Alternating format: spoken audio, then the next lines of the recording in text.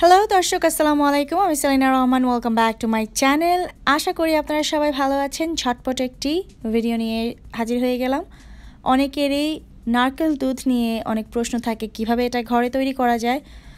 অনেক সময় বাজার থেকে যেটা আনা হয় সেটারও স্মেল খুব একটা ভালো থাকে না, কোয়ালিটি ভালো থাকে না। নারকেল মোটামুটি আমরা সব জায়গাতেই পেয়ে থাকি, দেশে বিদেশে সব জায়গাতেই। নারকেল যেখানে আছে নারকেল দুধ সেখানে তৈরি করা কোনো ব্যাপারই না। চলুন দেখে নেই আমরা নারকেল দুধ বাসায় কিভাবে ফ্রেশ এবং গুড কোয়ালিটির তৈরি করা যায়।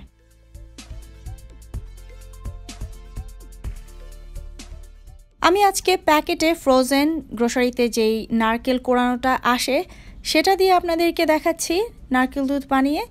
কিন্তু আপনারা যদি ফ্রেশ নারকেল কোড়ানোটা দিয়ে করেন তাহলে তো অবশ্যই আরও ফ্রেশ হবে। তবে আমি এখানে প্যাকেটজাতটা দিয়ে দেখাচ্ছি, যারা দেশের বাইরে আছেন তাদের যেন সুবিধা হয়।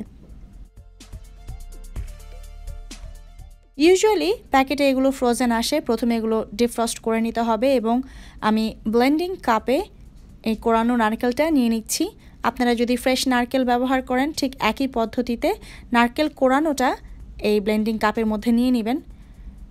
পানি দিয়ে দিচ্ছি 1 কাপ পরিমাণ, অথবা আপনারা এভাবেও দিতে পারেন আধা কাপ নারকেল এবং বাকি আধা কাপ পানি। এই যে ব্লেন্ডিং যে ব্লেডটা আছে 4 ব্লেডে, সেটা ব্যবহার করবেন এবং এটাকে খুব ভালো করে অনেকক্ষণ পর্যন্ত ব্লেন্ড করে নিতে হবে। একটা বাটি নিয়ে নিচ্ছি যেটাতে আমি ছেঁকে নেব।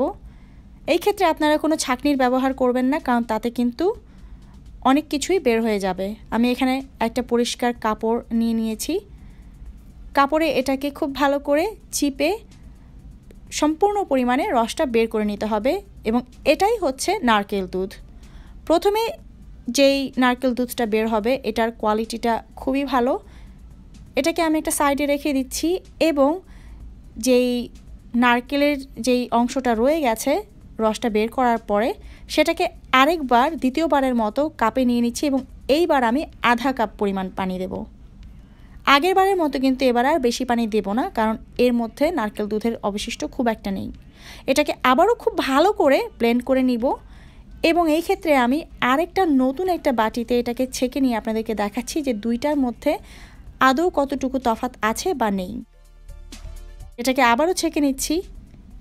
আগের বারের থেকে এটাতে একটু নারকেল দুধ কম হয়েছে, যেহেতু আমরা পানির ব্যবহার খুব কম করেছি। আর এই পর্যায়ে এসে দ্বিতীয়বার এই নারকেলগুলোকে ব্লেন্ড করার পরে অবশিষ্ট আর তেমন কিছুই থাকে না। আপনারা দেখতে পাচ্ছেন এটা একদমই ড্রাই ড্রাই হয়ে গেছে, এটাতে আর আসলে কোনো কিছুই নেই। এটা আমি এখন ফেলে দেব। পাশাপাশি দুটোকেই রাখছি, দূর থেকে যদিও খুব একটা ভালো বোঝা যাচ্ছে না এবং সত্যি কথা বলতে আসলেও খুব একটা তফাৎ নেই। আপনাদেরকে আমি খুব ক্লোজলি দেখানোর চেষ্টা করছি এবং আমি একটু চামচ দিয়েও উঠিয়ে দেখিয়ে দেব। এই যে পেয়ে গেলেন আপনারা একদম ফ্রেশ ঘরে তৈরি নারকেল দুধ।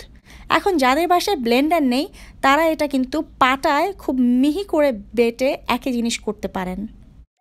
ও একটা কথা কিন্তু মেনশন করতে ভুলেই গেছি, আমি যে পানিটা ব্যবহার করেছি সেটা কিন্তু হাত দিয়ে ধরার মতো হালকা গরম ছিল, মানে কুসুম গরম পানি ছিল। আপনারা অবশ্যই কুসুম গরম পানি ব্যবহার করবেন এই নারকেল দুধটা তৈরি করার ক্ষেত্রে।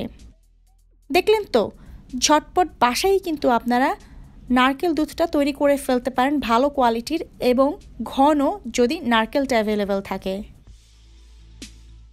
আমার এই ভিডিওটি থেকে আপনি যদি সামান্যতম উপকৃত হয়ে থাকেন অবশ্যই ভিডিওটি একটি লাইক দেবেন, কমেন্ট করবেন কোনো প্রশ্ন থাকলে এবং শেয়ার করবেন আপনাদের ফ্রেন্ডস অ্যান্ড ফ্যামিলির সাথে, যাতে তারাও উপকৃত হতে পারে। আমার চ্যানেল সাবস্ক্রাইব করে না থাকলে প্লিজ সাবস্ক্রাইব করবেন আমাকে সাপোর্ট করার জন্যে। আরও নতুন রেসিপি নিয়ে হাজির হয়ে যাব নিয়মিত। সেই পর্যন্ত আপনারা সবাই ভালো থাকবেন, সুস্থ থাকবেন, আমাদের সবার জন্য দোয়া করবেন। Keep watching Selina Rahman. আল্লাহ হাফেজ।